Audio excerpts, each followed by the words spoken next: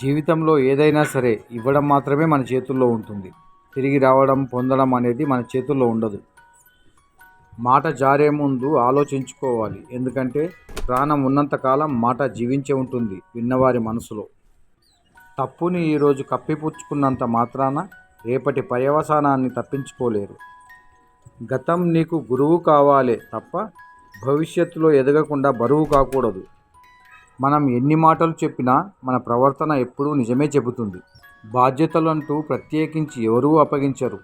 పరిస్థితులను బట్టి మనమే స్వీకరించాలి. తప్పు మనదైతే ఎత్తి చూపుతారు, అదే వాళ్ళదైతే కారణాలు చూపిస్తారు. ఇదే నేటి లోకం తీరు. సేవకుడిగా ఉండటం తెలిసిన వారికే నాయకుడయ్యే యోగ్యత, అవకాశం లభిస్తుంది. కాలం, నాణ్యం విలువ తెలుసుకుని ఖర్చు చేయాలి. ఎందుకంటే అవసరాలు పుట్టుకొచ్చినంతగా అవకాశాలు రావు. పరుల ఎదుట మన కుటుంబ సభ్యులను తక్కువ చేసి మాట్లాడకూడదు.